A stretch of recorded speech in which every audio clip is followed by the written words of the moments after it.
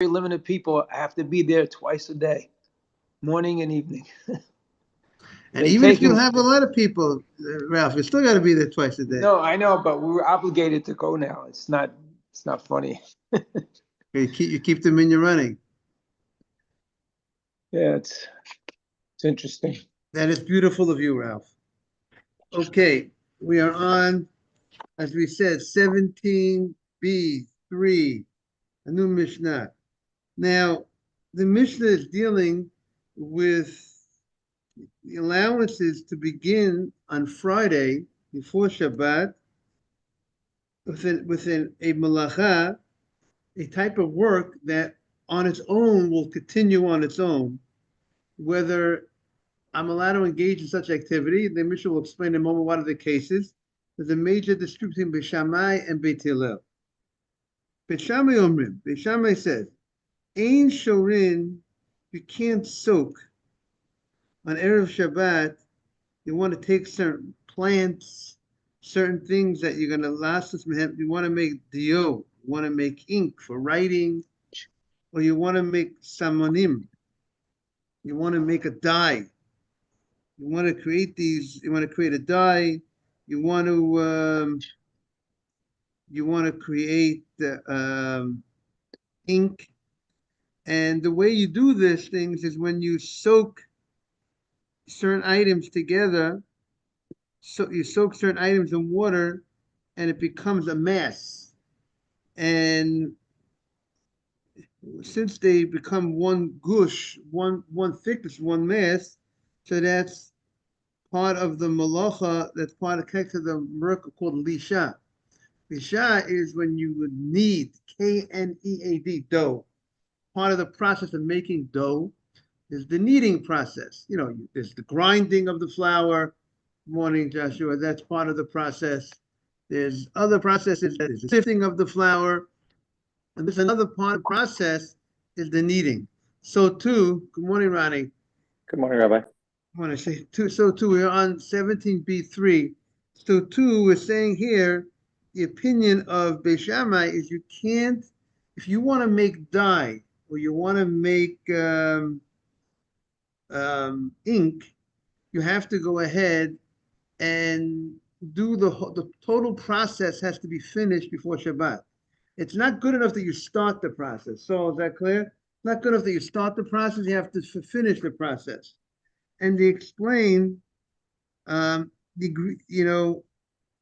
ink was manufactured by scraping off deposits of soot and mixing these scrapings with oil or some other liquid to form a thick mass, which was then dried. And after you dried the mass, this mass would later be dissolved into a writing fluid when the person wished to write. So this process of the kneading part of it, making this mass by taking these scraps of soot and mixing it in the water and then become one thickness, is similar to flour mixing with water, right? Think of flour, right? You grounded the wheat, now it's flour. Now the flour has no hold, it's just little pieces of strands of flour. When you put it into, mix it with water, now you kneaded it, that's considered a malacha on Shabbat. That's considered one of the 39 malachot. So therefore, warning. Therefore, this is connected. This is under that category of kneading, and therefore there would be a violation of Shabbat, according to Beit Shammai, even though you started the whole process. Your activism was before the Shabbat.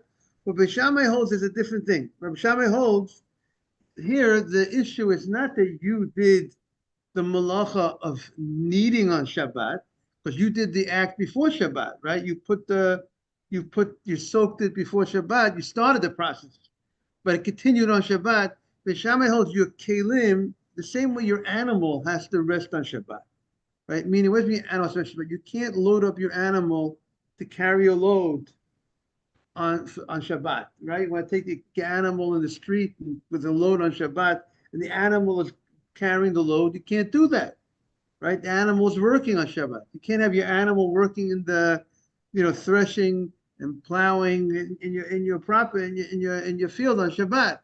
So too, the same way your animal, the Torah says your animal can't go ahead and work on Shabbat. Beishamai understands also, he has the drash, he understands that your utensils, you can't have your pot working for you on Shabbat, meaning your pot that you're soaking, you're soaking the ingredients in the water to form this mass. That if that's working on Shabbat, it has to be a cessation, a stopping of your utensils working on Shabbat. Is that clear? Therefore, that is the opinion of Beis Shammai. Similarly, he says you can't also do kashinim. Kashinim is when it's like a certain type of beans, and you soak the beans in water until it should make also one mass. Also, there's a violation of the malacha of lisha, of kneading on Shabbat, Knead.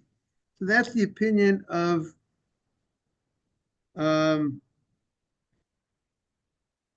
Beis Shammai. Ela Kadeshi Yeshoru Mibod Yom. Beis Shammai says you could do it as long as there's enough time that that it will be completed, that the soaking process will be completed before Shabbat enters. Good morning, Asaf. Now, so again, even though I didn't do any malacha on Shabbat, but my utensils were working for me on Shabbat, and they were doing the malacha. Good morning, Mark. How are you? Good morning, Rabbi. Well, welcome back. So, Mark, we started a new Mishnah. Thank you. Started a new Mishnah. And the Mishnah stated, we have the opinion, we just said the opinion of Beis Shammai. The Beis Shammai says that you can't soak materials, to make a dye, or soak materials to make ink. And similarly, on Friday, unless there's enough time that the process of the soaking which would make the dye, that the dye will be completely made before Shabbat, and the ink will be completely made before Shabbat. But if it's not finished, you can't do it. And the reason is, we said, because he holds that your utensils can't be working for you on Shabbat. And if it's not completed before Shabbat, that means your pail or whatever it is working, is forming this mass on Shabbat, and that will be part of the prohibition of kneading, Knead on Shabbat. You're not allowed to knead dough on Shabbat. You're not allowed to create a mass, take water and mix it with flour. So say it again. Even though it's not cooking, the same way you can't sift flour on Shabbat, by separate the good parts from the bad parts on Shabbat. You're not cooking, you're not baking. You can't do certain processes of. We welcome you to the class. Thank you for joining. If you want a Gemara, you could take a Gemara. If you want to do Baal Peh, you could do a Baal Peh, whatever you want. Okay, very good. You multitask. Whatever you do is good. You're here, it's very good. Happy to have you. Shvitat Kelim. That's Beis Shammai. Beis Hillel says there's no problem with your kelim. That's the opinion of Beis Shammai. Your utensils can't be working for you on Shabbat. Your utensils can't be doing, because who's doing the malacha on Shabbat? I'm not doing the malacha Shabbat. I put the ingredients to make the dye. I put the ingredients to make the ink in before Shabbat. So that's not a malacha. Generally, if anything that I do, if I do it before Shabbat, so then that's not violation of Shabbat in that sense. But it could be, I might not be violating the Shabbat directly, but I have something else. The same way, if my animal's working on Shabbat, I'm not doing nothing. My animal's working. I have to make sure my animal's not threshing in the field on Shabbat. So too, we're saying that according to Beis Shammai, my utensils should not be working on Shabbat, doing jobs for me on Shabbat. Ubeit Hillel matirim. Beit Hillel says that there's no problem. As long as I put the items into the water, which will create this mass, I did it before Shabbat, it's no problem, even though it's actually finishing and finalizing and reaching its state on Shabbat itself. Okay, that is the case one in the Mishnah. I have a Now, question. yes, What about a sprinkler system on your backyard for your grass? It comes on automatically. right. So that's gonna we're gonna see the Gemara is gonna discuss the sprinkler system when we get to that as we It's a different problem. It's mine to iron. yeah, Well, but Mark, it's Mark might be saying but Ralph is on target. Ralph's on target that should also be that same case would Beis Shammai would say you can't do it because your utensil is working on Shabbat. Your hose is doing work for you by watering the grass, something you can't do on Shabbat. You can't water the grass on Shabbat. So Beis Shammai would say that would be a problem of your utensil doing the work. Beit Hillel will say the problem wouldn't be the problem of the watering of the hose watering the grass because your utensils are a lot of work for you on Shabbat. You put on the water before Shabbat. The question would be, Mark's issue would be a different issue might be a concern. Even though Hillel generally says there's no problem that your utensils can do work for you on Shabbat, would he be concerned? Would he say that people will think that you put on the hose on Shabbat? That will be the question. Will we be concerned, or is it something that everybody knows that this on automatic and there's no concern? Nobody would think that you did it before, that you specifically put it on manually. Manually on Shabbat. So that will be, we'll have to see discussion of that as we, very good, Ralph, as we continue in the Gemara. Beit Shammai Omrim. Here comes this next case of dispute. Ein notnin unin shel pishtin. You can't go ahead and put a bundle of flax into the oven, b'toch tana. If you want to go ahead and you want to put the bundle of flax, and from flax you make that's how you make linen, and like semer upishtim. Semer is the wool, and pishtim is the flax, wool and linen. With chatnez, you can't stitch together. So here is the question of making. When the part of the process is they would go ahead and they would heat up the flax, and that would clean the flax. The heat would clean the flax, and because it would clean the flax, that's part of one of the melachot on Shabbat is called melabein, whitening, cleaning the wool, or cleaning the flax, a type of process. So that I can't do that on Shabbat. I can't go ahead and do this act of on Shabbat, but the question is, before Shabbat, can I go ahead and put this bundle of flax into the oven? So it's the same story. The oven is my utensil. If it's going to do the malacha, good morning, of whitening the flax. So Beis Shammai says you cannot place the bundle of flax into the oven only when it has time to be heated up before Shabbat, and the whitening process will have been completed before Shabbat. How on earth could you plug in the chillin just before Shabbat and it's raw and it cooks on Shabbat? Right. So again, you're right. The Beis Shammai would say that would not be allowed, but we hold like Beit Hillel. So the law follows Beit Hillel, and since we follow Beit Hillel, we're not worried about the utensils doing work on Shabbat. So And so we therefore, don't hold like him. we don't hold like Beit Shammai. Now, Saul asks a great question. Saul asks, what do we need the second case?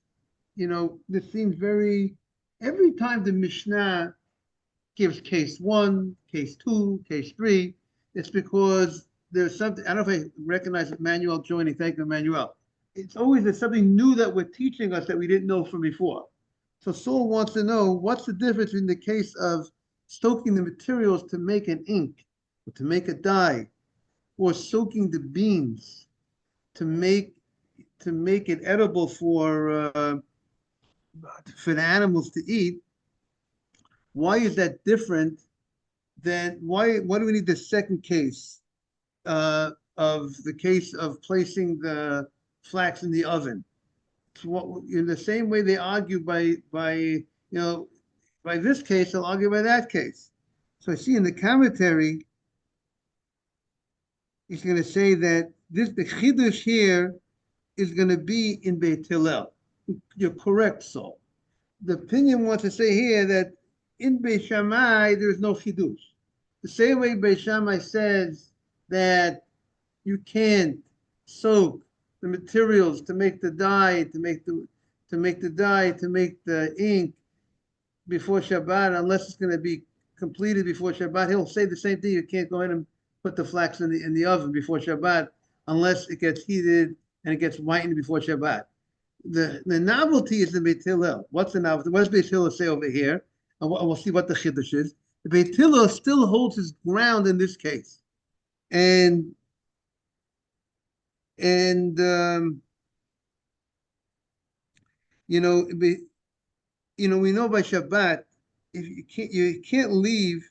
There's a concern on Shabbat if you leave food on the stove, right, on a fire before Shabbat.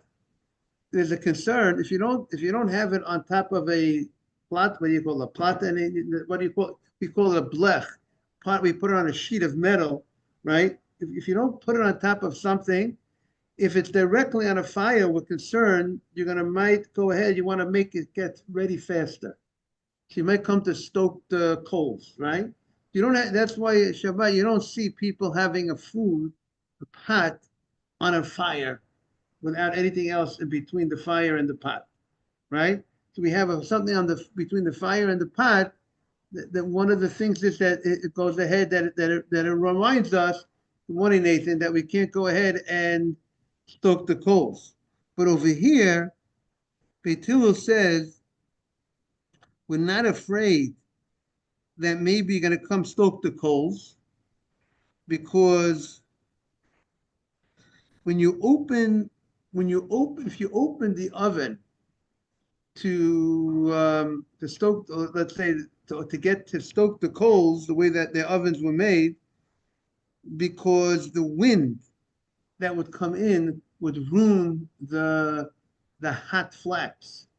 So therefore, you will not open. We're not afraid that you're going to open the oven.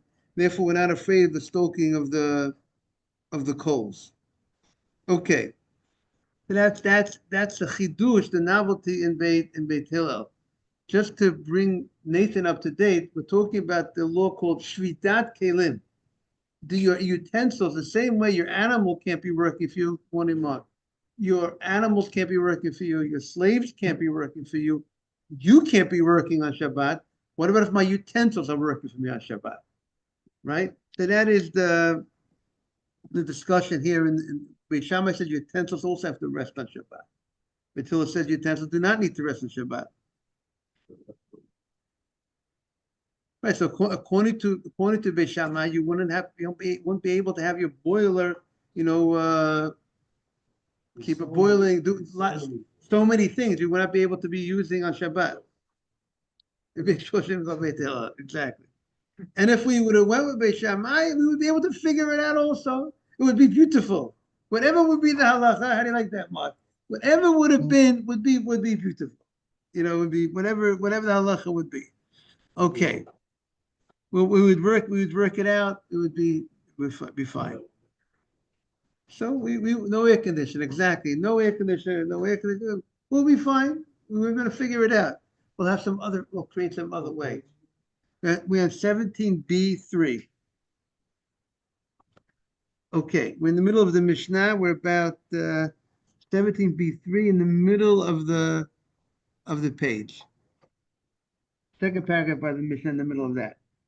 Now here comes another case. Okay, one more second.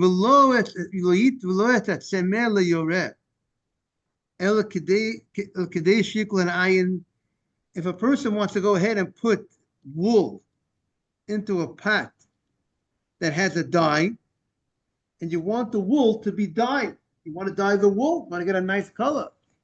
So it has to be that, according to Beis Shammai, that the color caught onto the wool before Shabbat. So then you accomplish the dyeing process before Shabbat. But if it's not enough time, you put the wool into the pot with the dye, with not enough time before Shabbat that it should have completed the process, then Beis Shammai says you can't do it because your utensil is working for you, creating this dyeing process on Shabbat. So is that clear? Shammai says A, and then Bethel says B. Right. So each case, each case, right. So we're saying there's no chidush in Beis Shammai, but there's a chidush in Beit Hillel. Right, but you hold on a second, Nathan.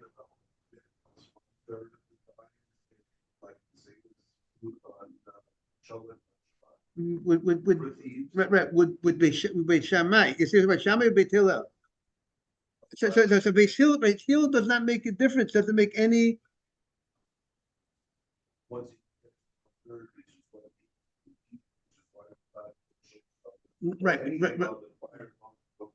Right. So let's explain what Nathan is saying, and let's explain the Saul's point. We just said, and right, we'll answer one answer for all. Shabbat, there are issues that we're concerned you might come stoke the coals. That's one of the big concerns on Shabbat. That if you go ahead, if you put the food on before Shabbat and it's only going to reach, let's say it's not a third cook before Shabbat, then maybe you might come to hasten the food hasten the process by stoking the coals. If it's already edible, so we're not as concerned for it. So what Nathan was saying, the robbers would eat Ben Drosai, they would eat food. It's considered they would be ready to eat it if it's ready.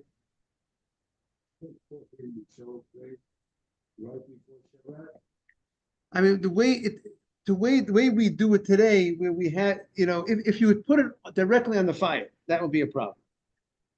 Yeah, you're right. But also we put the way we do it, right, with the blood, that should be different. You know what I'm saying? But if you would do it with directly on a fire, it will be a problem. I mean, you just raw. And if it's right, but if it will be less than 1/3 cooked, and you put it directly on a fire, we're afraid you're going to stoke.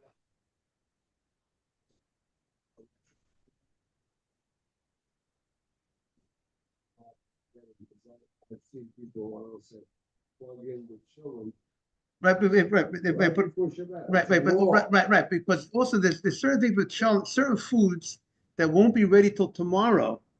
So there's no concern that there's certain things that if it takes the whole night, you're not concerned you're gonna come to stoke it tonight because it's not gonna be ready tonight. So there's certain things have that process. But we'll have to see, we're gonna learn when it is able. We'll learn more about the Gemara is gonna talk more about these type of foods. You see what I'm saying? Because the issue over there is about stoking the coals. So we're going to see more, Mark, about that. The Gemara is going to discuss. We're going to get to Gemara. They're going to discuss about. There's a whole parak. You're going to be here that day. There's going to be a whole discussing about that. But regarding our discussion, so what Nathan was talking about, because if it's not going to reach a third, if you're putting it directly on a fire, and it's not going to reach a third before Shabbat, Right. So that's a concern. You might come to stoke the coals, right? The Mishnah here is focusing on a different issue. The Mishnah here is discussing of independent of the coals. Let's say there's no issue of stoking the coals. Beis Hillel says we're not afraid you're going to stoke the coals. That's what we said. Why he's not afraid to stoke the coals? Because if you open up the oven, the wind is going to ruin, let's say, the dye. The question, Beis Shammai still says there's still a problem. What's Beis Shammai's problem? Because you're working your utensil is doing the work for you on Shabbat. That's the issue. Beis Hillel says there's no issue of your utensil doing work for you on Shabbat. As long as you started the process before Shabbat, but nevertheless, Beis Hillel will say it's a separate issue. What you talk about regarding when you're in the cooking process, if there's a concern of stoking the coals, so even though there's no problem because your utensils are working for you, but you have a different issue you have to worry about. So now there are certain circumstances that there's no problem that my utensils do my work, but I might do a violation. So sometimes the rabbi, that's right. So the chidush, the novelty in the second case is that we're not afraid of the stoking of the coals here. In general, regarding Shabbat, like Nathan says, there's different measure. If you want to put up the food on the fire, it has to be a certain amount cooked before Shabbat, so you won't stoke the coals. Or if the coals are covered, or certain things that we do to make sure you won't come to stoke the coals. But here, we're not afraid of that. Here, Beis Hillel does not have that law that has to reach a certain level of the process of the dyeing of the material. Why not? So he says, the Ran says, because the way the ovens work, if you open the oven to stoke the coals, the wind would come and ruin the hot flax. Now, maybe people are in the industry of manufacturing, you understand that sometimes when there is a wind or some outside coming in, that had, the materials are very sensitive when things are hot, and it could ruin the hot flax. So therefore, he's not afraid that you're going to go ahead and open the oven. What do you say? Right. So here we're talking. Right. Yes. Correct. So now. So that's a bit. So Beis Hillel matirin. Beis Hillel says there's no problem. You could go ahead, put the bundle of flax on in the oven before Shabbat. There's no problem.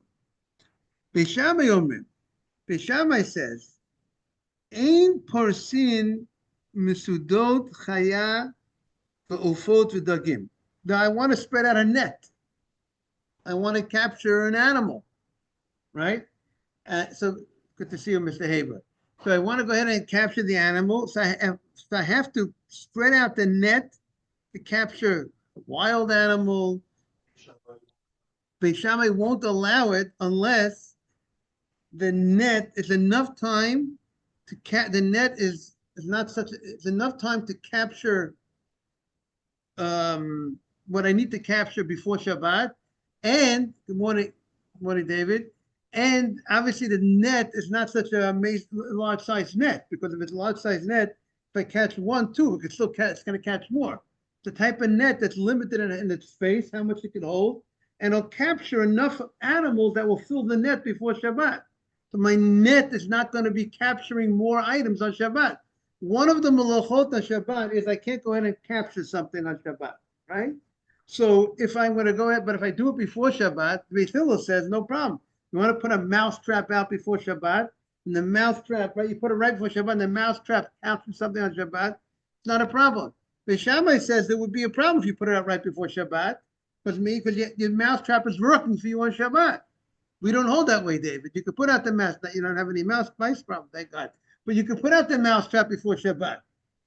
So he says you can't go ahead and spread the net to capture the animals, the wild animals, the birds, the fish, only Kadeshi Yasudim Bodyom. You have enough time to capture it before Shabbat.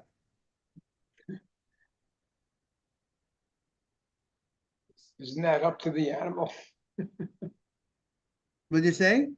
How do you know when New cave? What do you have to see what it's for? What'd you say, Ralph? how do you know when an animal is going to get captured? There's no time element. Right. That's true. That's true. But he says over here. So if you didn't catch anything before Shabbat, you have to take it off before Shabbat or close it up.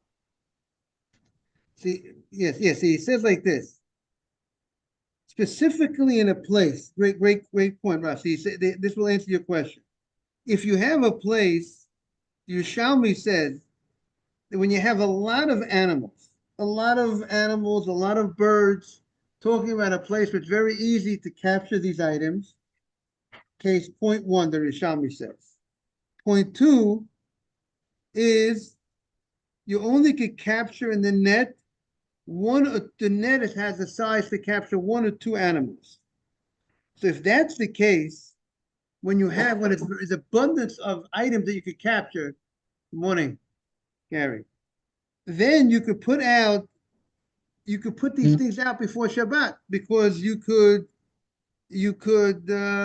be confident that your capturing of this net, addressed Ralph's problem, would be complete before Shabbat. It's like you have a mouse trap. That's the hit mouse or trap miss. could catch 1 mouse, and if there's a lot of mice running around, so you're good, because if you put it in with if the mouse trap a moment before Shabbat, that's not good according to Bishamai.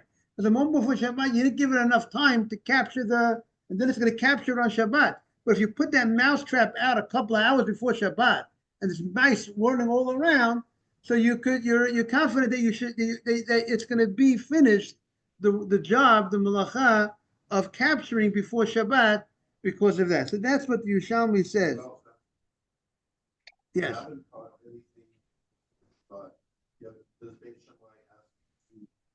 I mean, logically, I would say it would sound yes.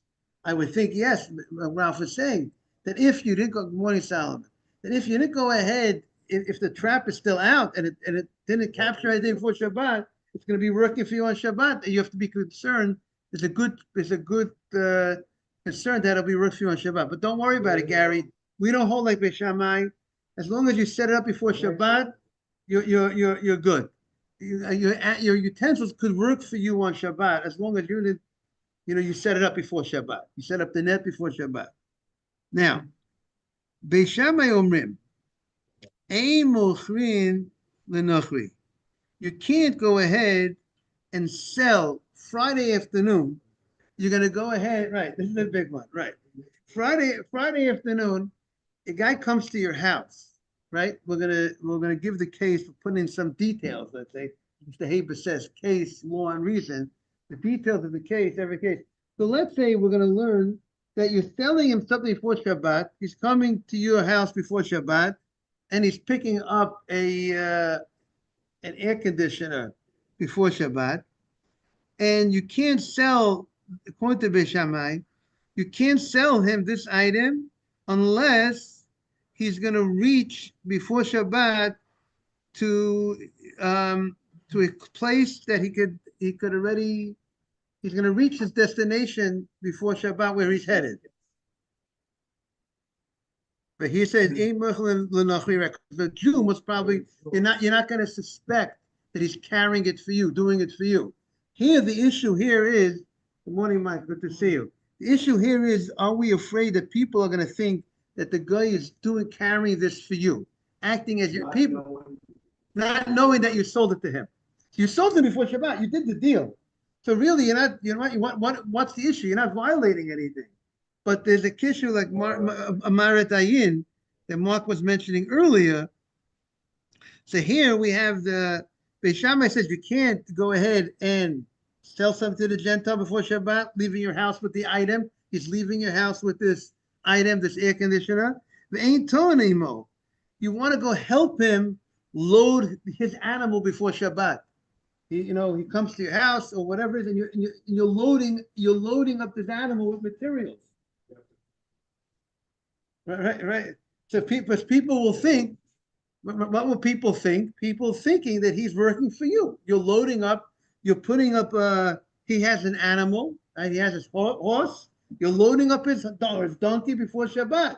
But really, it's not your stuff. It's not yours. It's his stuff. But if you're loading up the aim being love, you can't go ahead. Not only you can't put on the animal, you can't help put it on his shoulders. You're going to load up his back with bundles on Friday before Shabbat. You only could do that ela kedei sheyagia lamokam karov. If he could reach a close place, a place that's close enough for him to unload his load before Shabbat. So Rashi says, what does it mean? That the place where the Gentile is headed is close enough that he'll reach that destination before Shabbat. So no one thinks he's acting as your agent to carry on, because if he's not going to reach it on Shabbat before Shabbat, people think he's your agent working for you, Gary. He's working for you on Shabbat. So now we have to worry about what other Right. people think. Again.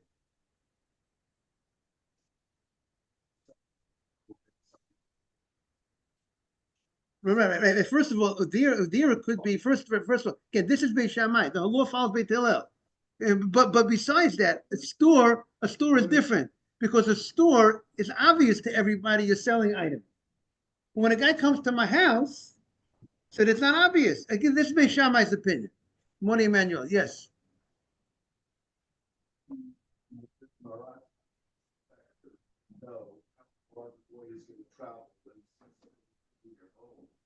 Doesn't know what his destination is. He's already suspecting you. Doesn't get better than he lives on the next block or he lives 14 towns away. Yeah, so Nathan's asking a very good question. Here, what he's asking, how do people know? So we're gonna have to look to get back to you. How do people know where, unless it's people know where so people know where the Gentile is going. So then there's no problem. But not everyone, you say not every time people know where the Gentile, where he's headed. So not going to reach his destination. So he said, Beitilo Matirin. Beitilo says he's not concerned that people are going to think that the Gentile is acting as your agent. So therefore, Beitilo says, as long as he's out of the house before Shabbat, he's out with the stuff. It's not that he's leaving your house on Shabbat. Meaning, if he's going to be hanging around, you sell something to the Gentile before Shabbat, but he's dilly-dallying in your domain, right? That would be a problem. Meaning, if you sell them an air conditioner before, he comes before Shabbat, you sell them an air conditioner. He says he wants to pick up the air conditioner, right? And then, but if he goes ahead, but he has to leave your house, leave the house before Shabbat. As long as he leaves the house before Shabbat, with the air conditioner, you're good. But if he wants to hang around a little bit, but if he's not going to have enough time to leave the house, the item that he picked up, even if you actually gave it to him while it was before sunset, but if he's actually leaving your house on Shabbat, that would be a problem. Even Beit Hillel would say that's more of a problem. Looks like you gave it something on Shabbat.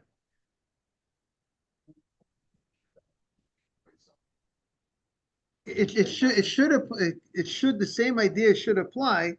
Because again, people will think that he's acting as your agent. Okay, well, beautiful crowd today.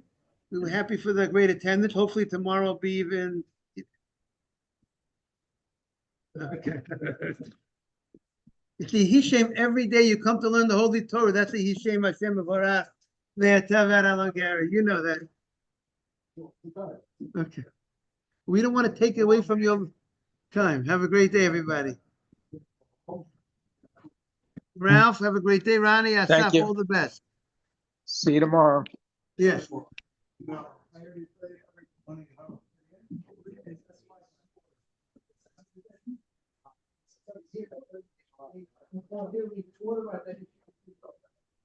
There will be the time.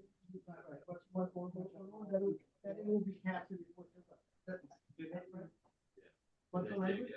What does it say? Shabbat? That's right. No, she's gonna go there. You need to close it more like. Was it? Ready? Thank you, thank you.